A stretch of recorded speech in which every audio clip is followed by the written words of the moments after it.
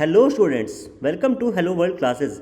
ये वीडियो आपके लिए बहुत इंपॉर्टेंट होने वाली है क्योंकि इसमें हम बात करेंगे कि कैसे आप स्ट्रिंग पे लूप अप्लाई कर सकते हैं।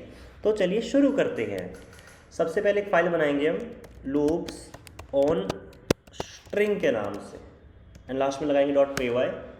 अब यहाँ मैं एक बनाऊंगा string x equals to hello world. अब देखो यहाँ पे क्या है, मेरा स्ट्रिंग है हेलो वर्ल्ड।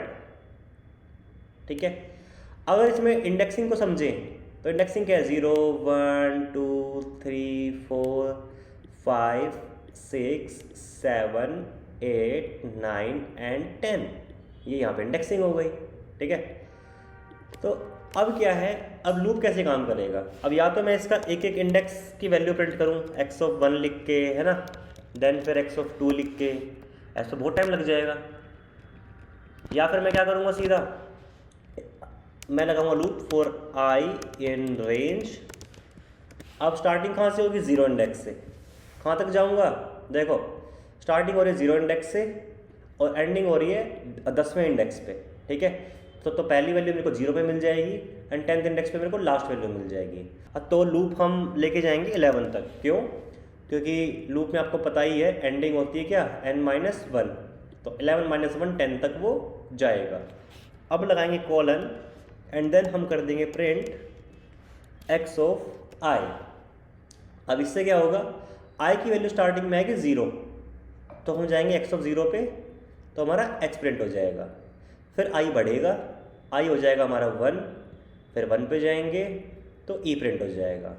फिर i हो जाएगा बढ़ के 2, फिर 2 पे जाएंगे तो l प्रिंट हो जाएगा। ऐसा कर करके हमारा पूरा स्ट्रिंग प्रिंट हो जाएगा। अब चलिए एक बार इसको एग्जीक्यूट कराते हैं। तो मैं इस पर क्लिक करूँगा, अब देखो क्या प्रिंट हुआ, यहाँ पे हेलो वर्ल्ड प्रिंट हो गया, बट ये एक के नीचे एक आ रहा है। क्यों, क्योंकि मुझे एंड में ऐसा कुछ देना पड़ेगा, है ना, क्योंकि बाय डिफ़ॉल्ट एंड में क्या लिखा होता है /n। ऐसा करने से ये एक लाइन में आ जाएगा। ठीक है, तो हमने सीखा कि कैसे हम स्ट्रिंग पे लूप अप्लाई कर सकते हैं। ठीक है, लेकिन अब बात देखो, हमने स्टार्ट किया 0 इंडेक्स से, 0 1 2 3 4 5 6 7 8 9 10, तो मेरे को मैनुअली 11 तक लूप चलाना पड़ा। इसके बजाय में मैं क्या लिखूँगा, लेंथ ऑफ x। ठीक है, अब लेंथ ऑफ x का मतलब, ठीक है, x में कितने करैक्टर्स हैं, 11, तो 11-1 क्या हो गया, 10, तो ऑटोमेटिकली 10 तक ही लूप चलेगा। ठीक है, तो इससे क्या हुआ, लेन फंक्शन क्या करेगा, अपने आप पता लगा लेगा कि स्ट्रिंग में कितने करैक्टर्स हैं, उसके अकॉर्डिंग ही लूप काम करेगा। अब देखिए इसको मैं एग्जीक्यूट कराता हूँ तो अब भी आंसर हमारा सेम ही आ रहा है। ठीक है, तो ये हमने देखा कि कैसे हम स्ट्रिंग पे लूप अप्लाई कर सकते हैं। अब ये थोड़ा टिपिकल मेथड है, अब इससे ईजी मेथड भी है। ठीक है, उसको भी हम यूज़ कर सकते हैं। देखो कैसे, उसको बोलते हैं फॉर ईच लूप। मैं सिंपली ये भी लिख सकता हूँ यहाँ पे, फॉर कैर इन x। ठीक है, मतलब x के अंदर से एक एक करैक्टर निकालो एंड उसको क्या कर दो, प्रिंट कर दो, एंड एंड में हम छोड़ देंगे ब्लैंक। अब भी आंसर एकदम सही आया बिल्कुल। ठीक है, तो ऐसे भी आप प्रिंट करा सकते हो। ठीक है, तो ये हमने सीख लिया कि बेसिकली लूप कैसे लगाते हैं। अब इसमें थोड़ा आगे बढ़ते हैं, एक क्वेश्चन से समझते हैं। ठीक है, जैसे एक क्वेश्चन है सिंपल सा, count number of vowels and consonants in A given string. ठीक है, तो मेरे पास जैसे स्ट्रिंग है, मुझे इसमें काउंट करना है कि number of vowels and consonant कितने हैं। तो कैसे करेंगे, अब जैसे क्या करेंगे, सबसे पहले वेरिएबल्स लेंगे, vowels count and consonant count, दोनों को लेंगे 0। ठीक है, ऐसे सिंगल लाइन में भी आप वेरिएबल्स में वैल्यू स्टोर करा सकते हैं, या फिर आप नॉर्मली ऐसे भी कर सकते हैं, ये आपकी चॉइस है। ठीक है, तो आप ऐसा भी कर सकते हो और ऐसा भी कर सकते हो। जैसे मैं इसको कमेंट करके मैं इसी को यूज़ करूँगा। ठीक है, अब इसके बाद क्या करना है, हमें एक लूप लगाना है कि फॉर कैर एन एक्स। तो लूप लगाने के आपको मैंने दो मेथड सिखाए, एक ये और एक ये, आप कुछ भी यूज़ कर लो। तो अब मैंने क्या किया, यहाँ पे मैं लिखा इफ, ठीक है। पहले लिखा मैंने कैर डॉट इज अल्फा,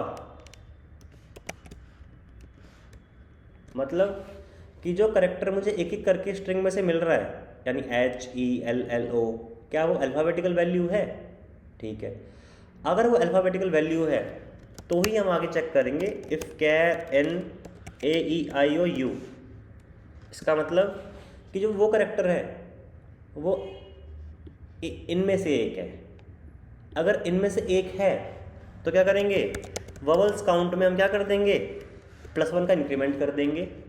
एल्स अगर वो जो करेक्टर है इसमें से एक नहीं है तो जो कॉन्सोनेंट काउंट है उसमें हम +1 कर देंगे। एंड जब हम प्रिंट कराएंगे बाद में तो हमारा vowels count and consonant count जो है वो प्रिंट हो जाएगा। अब इसको एग्जीक्यूट कराते हैं तो देखो नंबर ऑफ वोवेल्स कितने आए, 3।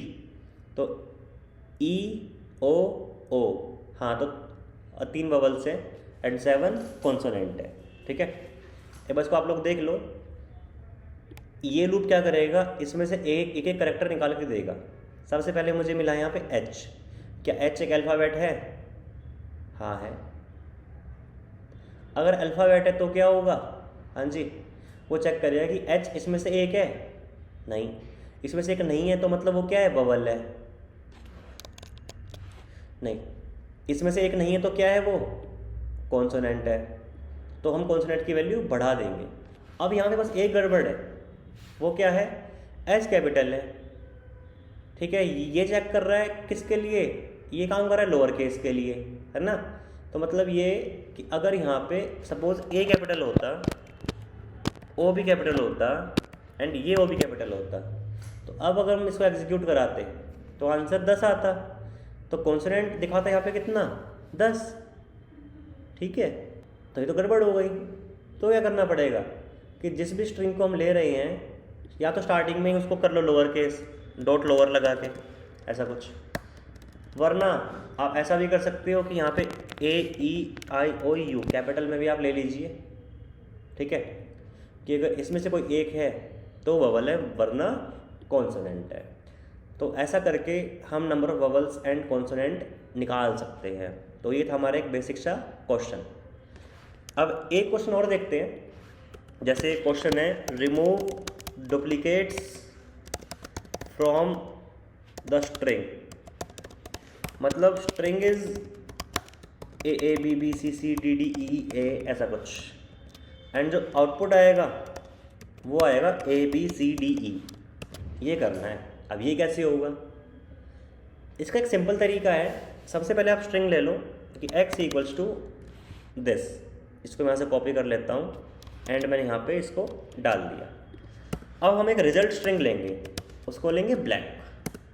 सिंपल आप क्या करो, लिखो for I in x, x में से मैं एक ही कैरेक्टर निकालूंगा और मैं एक कंडीशन लगाऊंगा, if I not in result then store it in result.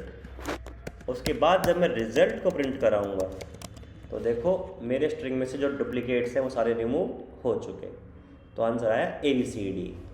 अब ये हुआ कैसे, एक बार इसको भी देख लेते हैं। तो पहले आया A, तो I में पहले आया A। अब देखो क्या A पहले से रिजल्ट के अंदर है, नहीं है, नहीं है तो क्या करो, रिजल्ट में स्टोर कर दो A को, ठीक है जी। तो अब रिजल्ट में क्या आ गया, A आ गया। अब अगला जो करेक्टर मिला वो भी A है ना।